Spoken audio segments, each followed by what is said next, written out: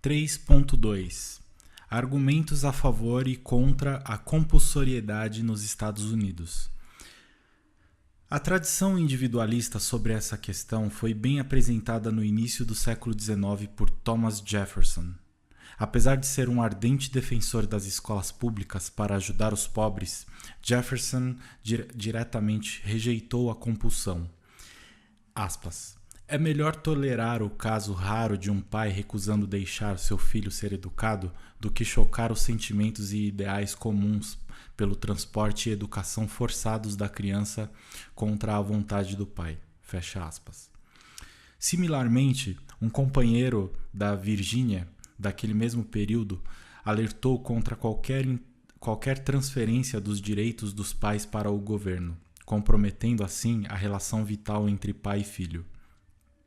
No final do século XIX, no entanto, a tradição individualista tinha diminuído drasticamente. Em apoio à educação obrigatória, um relatório foi preparado por um dos grupos educacionistas profissionais, a Associação Pública de Educação da Filadélfia, em 1898. Ficou resolvido que, enquanto houver pais ignorantes ou egoístas, a coerção deve ser usada a fim de salvaguardar os direitos das crianças.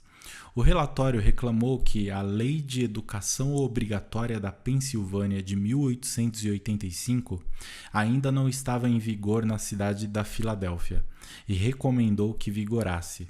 Indicou que uma das principais forças para essas leis veio do nascente movimento sindical.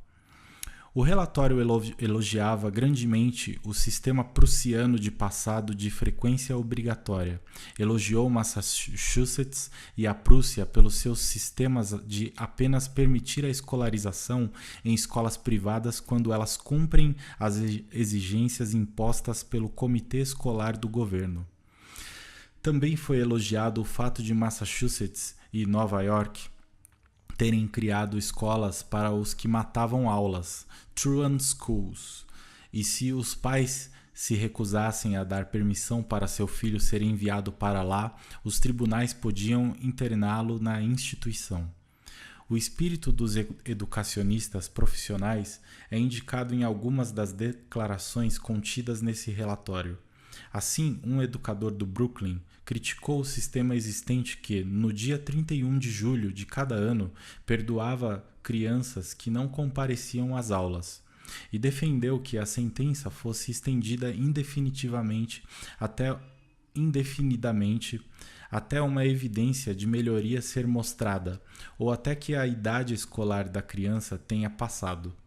Em outras palavras, completa a apreensão e encarceramento de jovens que evadissem aulas.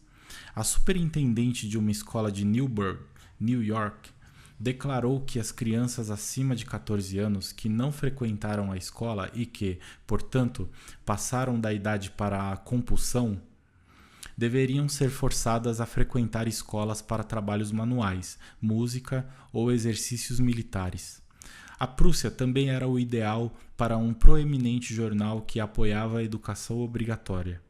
O influente New York Sun declarou que as crianças deviam ter educação e que elas deveriam ser obrigadas a recebê-la do Estado. Elogiou a universidade do sistema educacional da Prússia e outros estados germânicos. Em 1872, o secretário B.G. Northrop, do Conselho de Educação do Estado de Connecticut, considerou que era autoevidente as crianças terem o direito sagrado à educação e que crescer em ignorância era um crime. Vimos na primeira sessão que todos, inclusive os analfabetos, obtêm o conhecimento e a educação, mesmo se não forem formalmente instruídos. O principal corpo educacionista, a Associação Educacional Nacional, National Education Association, se decidiu na reunião de 1897 em favor das leis estatais de frequência obrigatória.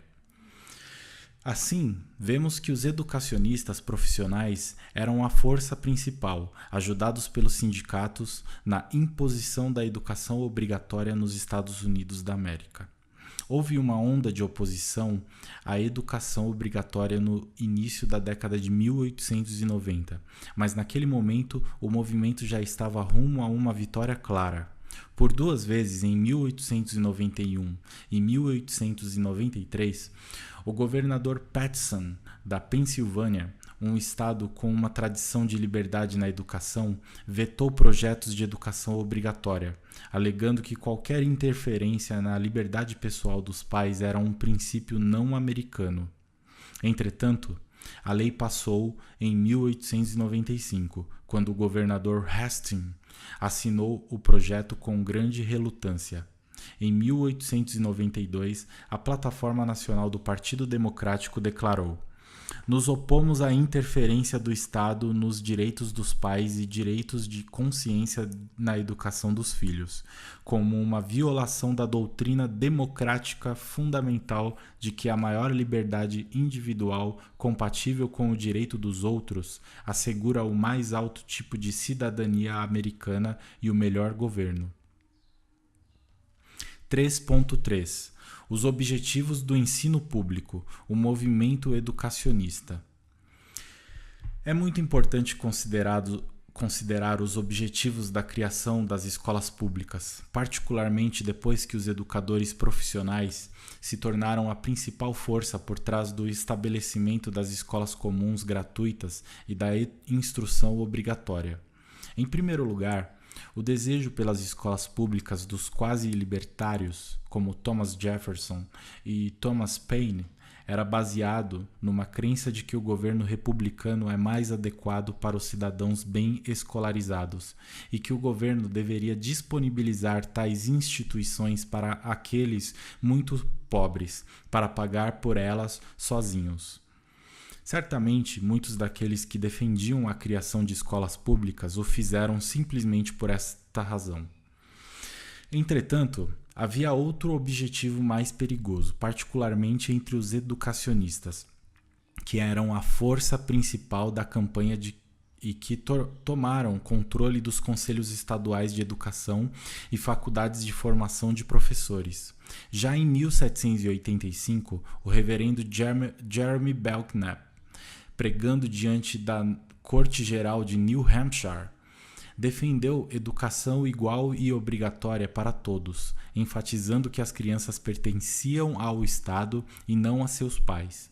O influente Benjamin Rush queria uma educação geral para estabelecer uma nação uniforme, homogênea e igualitária. A doutrina de obediência ao Estado foi o primeiro objetivo do pai do sistema de escolas públicas da Carolina do Norte, Archibald D. Murphy. Em 1816, Murphy planejou um sistema de escolas estatais da seguinte maneira: todas as crianças serão ensinadas nelas. Nestas escolas, os preceitos de moralidade e religião devem ser inculcados e hábitos de subordinação e obediência formados. O Estado, no calor de sua solicitude para o bem-estar, deve se encarregar dessas crianças e colocá-las na escola onde suas mentes podem ser esclarecidas e seus corações podem ser treinados para a virtude. Pela década de 1820, os objetivos da coerção e do estatismo já estavam germinando pelo país e particularmente florescendo na Nova Inglaterra, embora a tradição individualista ainda fosse forte.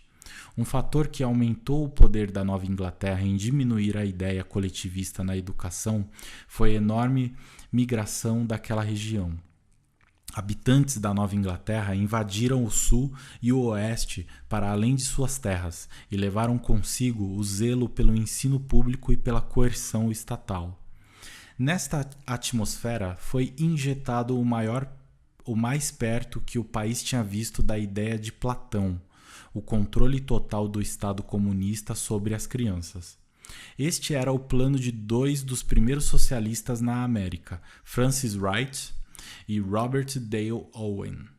Owen era filho de um dos primeiros socialistas utópicos britânicos, e com Robert Owen, seu pai, tentou um experimento de uma comunidade voluntário comunista em New Harmony, Indiana.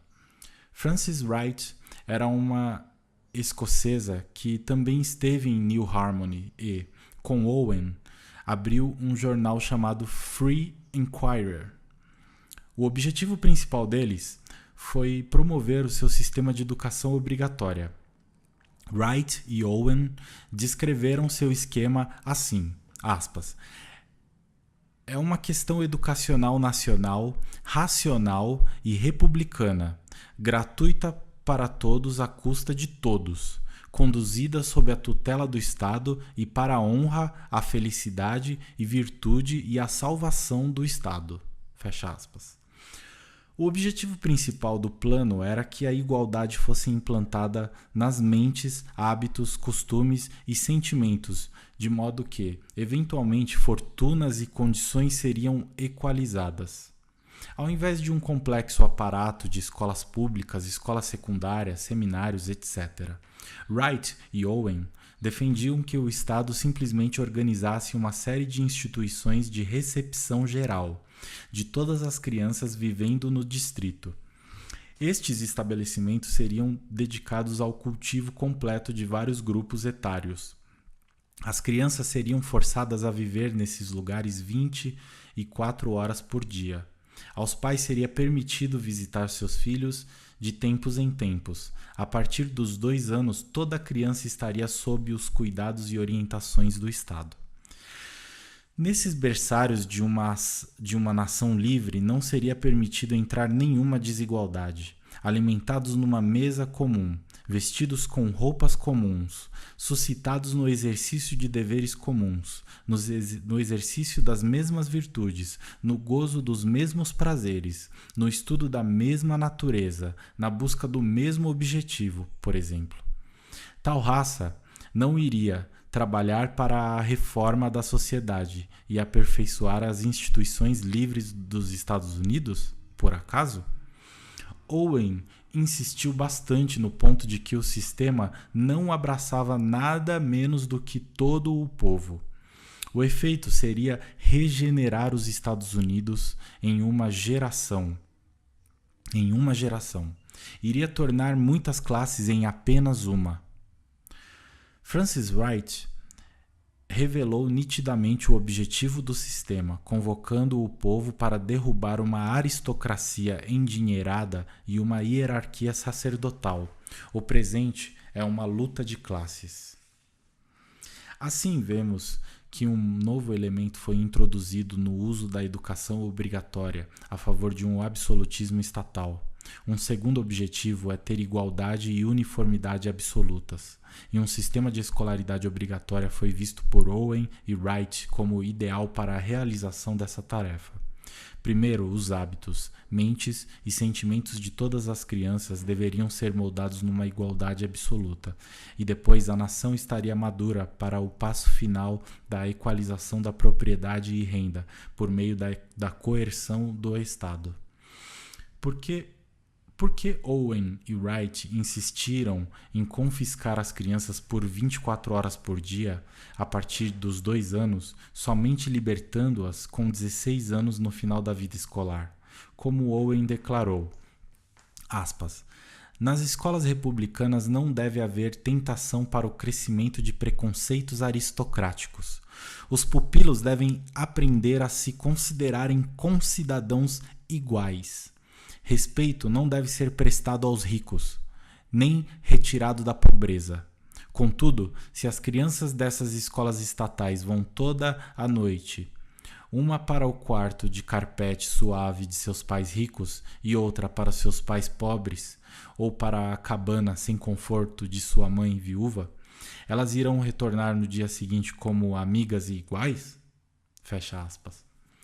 Da mesma forma, diferentes na qualidade das roupas invocam sentimentos de inveja por parte dos pobres e desdém por parte dos ricos, que devem ser eliminados forçando uma uniformidade sobre ambos. Ao longo de seu plano corre o ódio pela diversidade humana, particularmente pelos padrões de vida dos ricos em comparação com os pobres, para efetivar o seu plano de equalização profunda pela força às escolas. devem receber as crianças não por 6 horas por dia, mas devem alimentá-las, vesti-las e alojá-las completamente. Devem direcionar não apenas seus estudos, mas suas ocupações e diversões, e devem cuidar delas até completarem sua educação. Pode-se afirmar que o plano de Owen Wright é sem importância, que tinha significado puramente maluco e pouco influente. O contrário é verdadeiro. Em primeiro lugar, o plano tinha uma enorme influência. Certamente, as ideias de promoção da igualdade eram dominantes no pensamento do influente grupo dos educacionistas que criaram e controlaram as escolas públicas da nação durante as décadas de 1830 e 1840. Além disso, o plano de Owen leva toda a ideia de uma escolaridade estatal obrigatória até a sua conclusão lógica, não apenas pela promoção do absolutismo estatal e igualdade absoluta, pelo qual o sistema é admiravelmente adequado, mas também porque Owen reconheceu que ele tinha de educar a criança toda, de forma a moldar suficientemente a futura geração. Não é provável que ninguém nos Estados Unidos da América aceitaria o movimento progressista de educar a criança como um todo e destinar-se a moldar toda a personalidade da criança contido no modelo do completo confisco comunista compulsório de Owen Wright? A influência do plano de Owen Wright é atestada pelo fato de um historiador contemporâneo laudatório do movimento da escola pública colocá-lo primeiro em sua história e devotando um espaço considerável a ele. Cramin relata em um grande número de jornais, republicou os ensaios sobre o plano de Owen e os aprovou. Owen começou expondo seu projeto no final da década de 1820 e continuou até a década de 1840, quando ele escreveu e elaborou o plano com a Sra. Wright. Ele teve uma influência considerável em grupos de trabalhadores.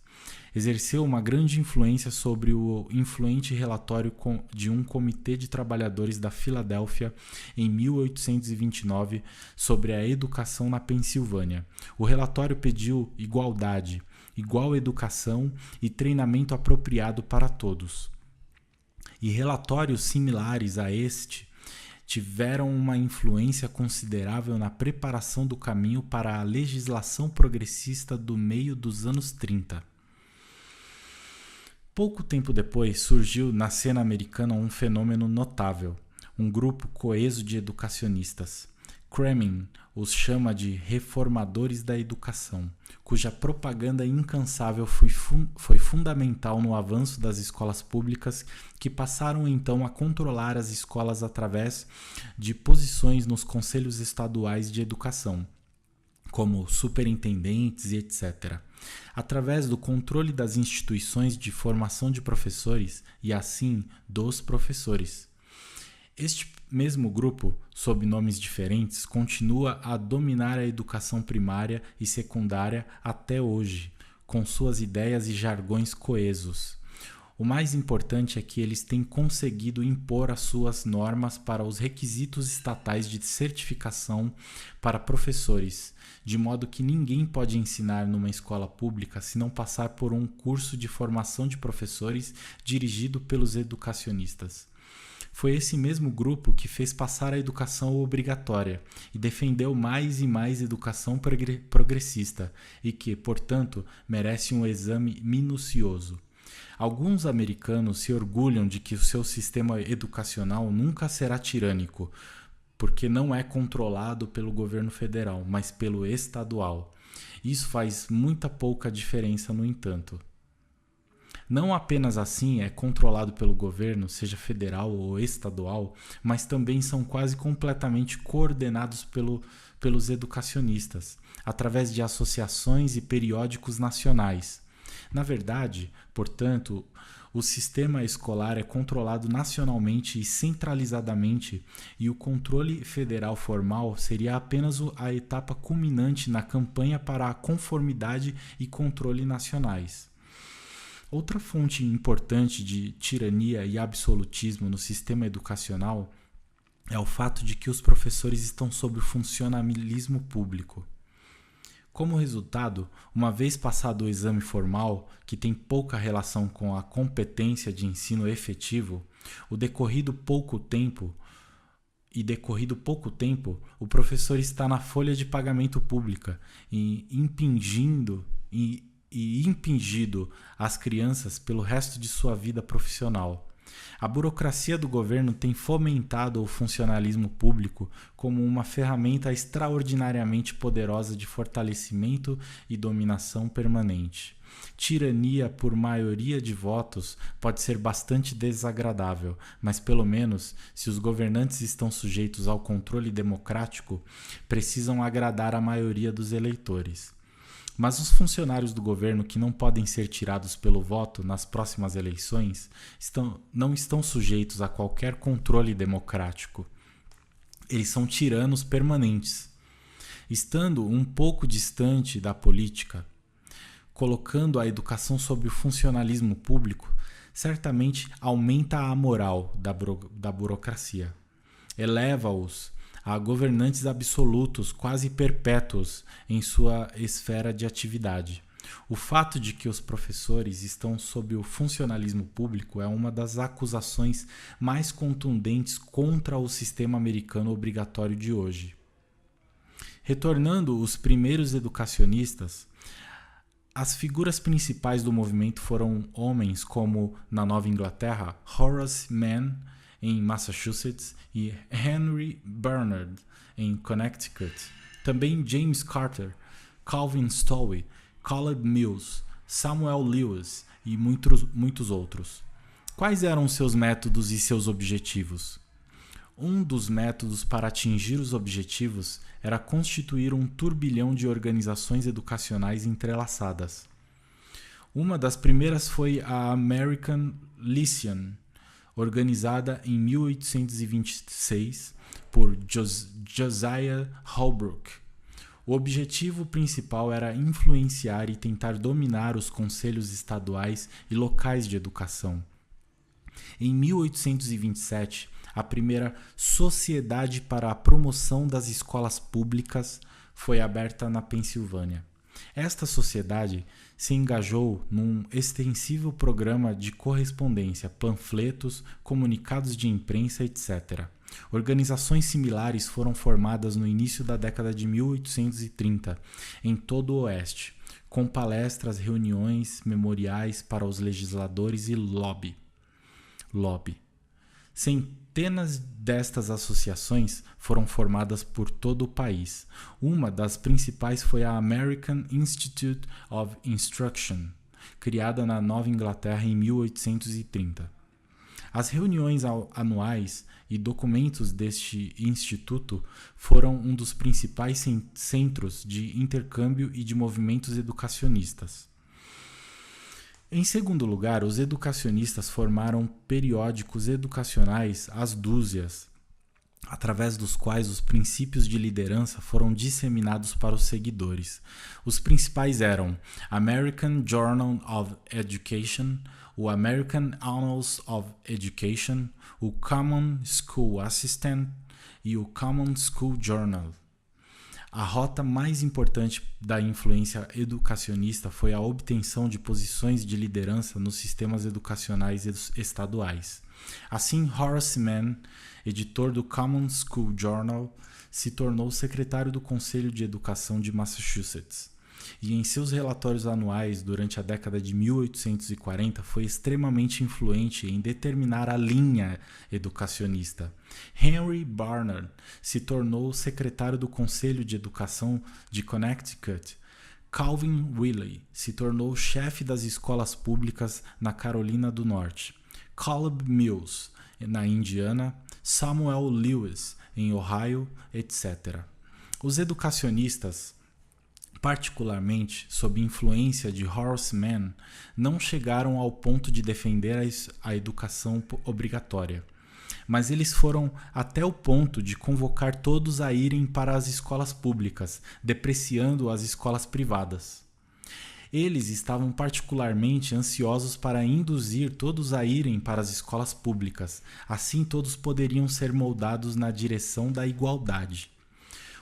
O educacionista da Virgínia, Charles Mercer, escreveu um elogio à escola comum, que pode ser comparado com o plano de Owen. A igualdade em que nossas instituições são fundadas não pode ser intimamente ligada aos hábitos de pensamento de nossa juventude.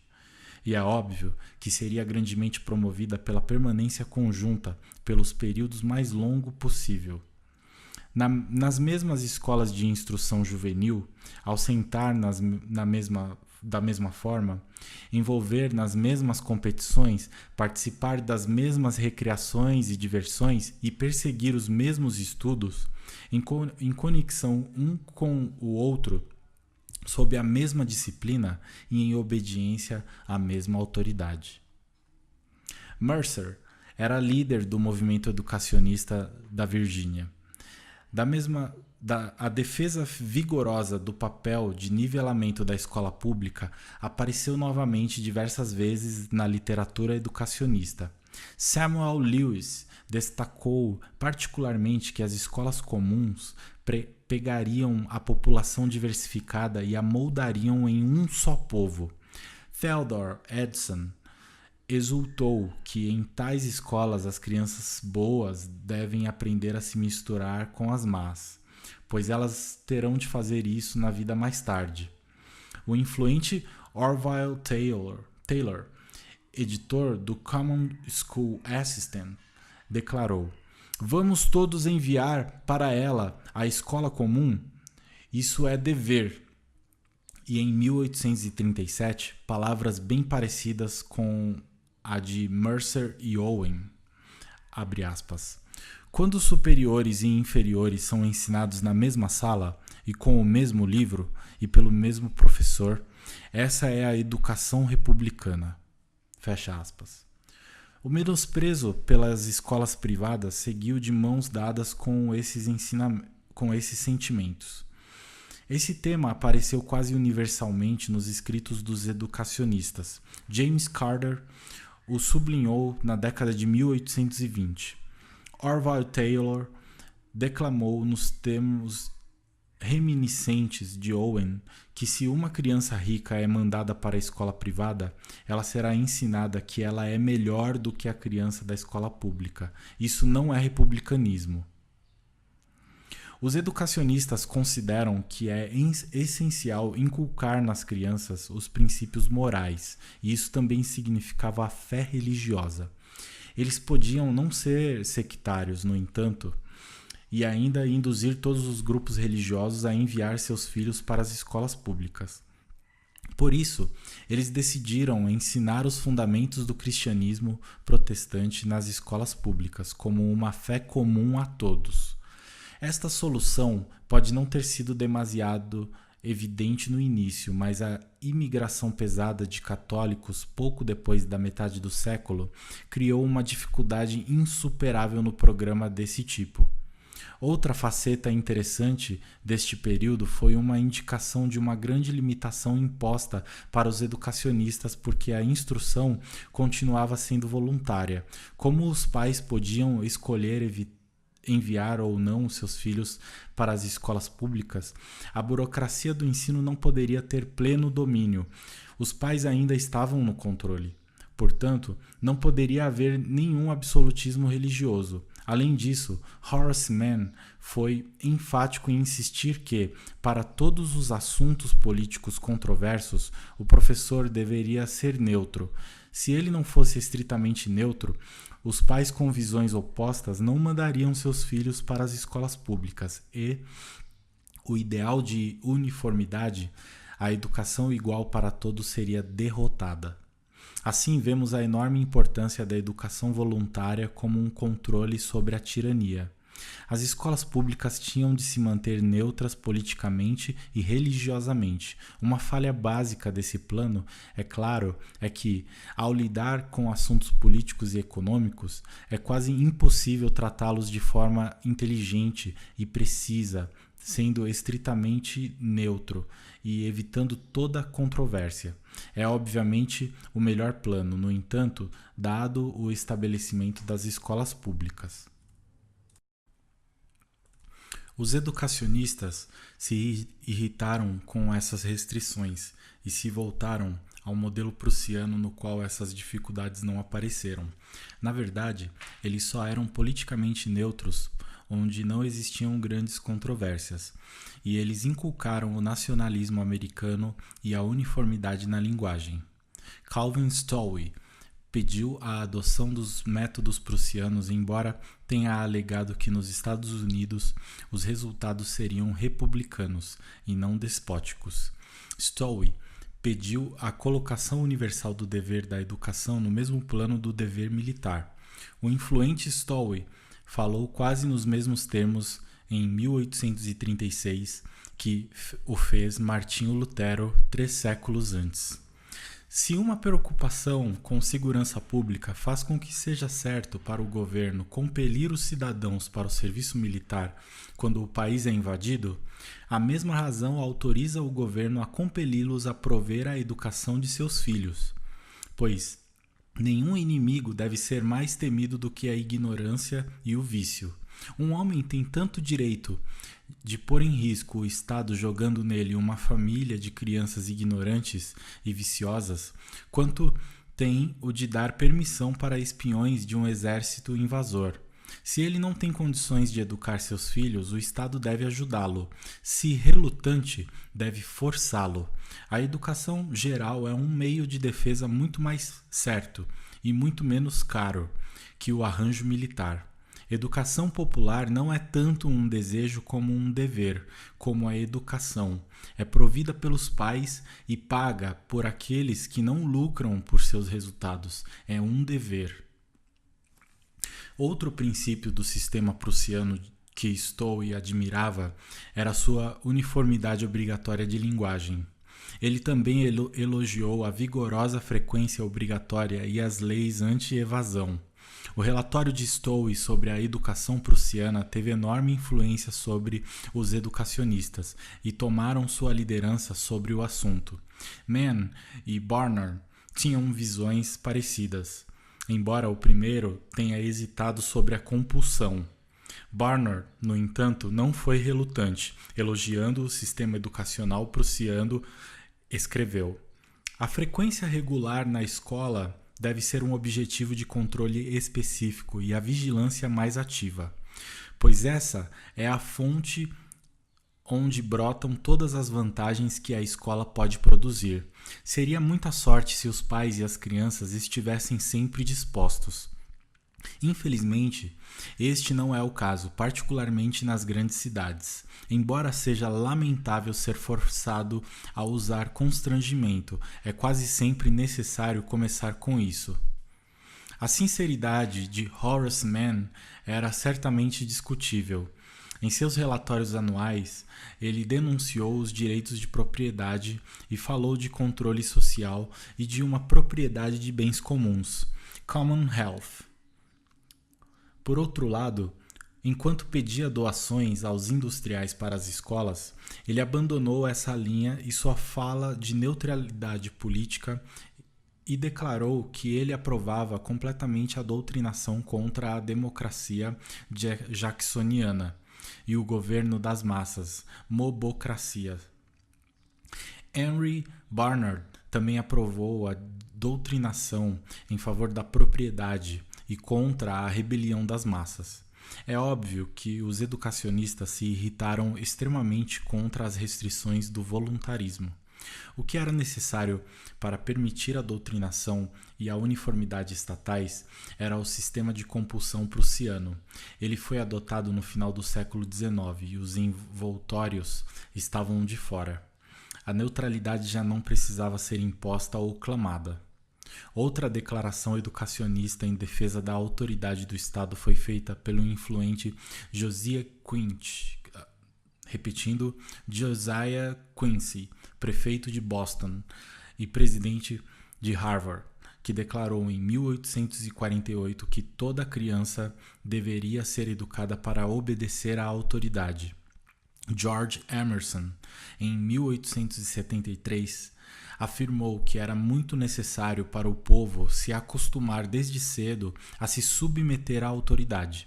Estes comentários foram impressos em importantes periódicos educacionistas, Common School Journal e Common School and Schoolmaster, respectivamente.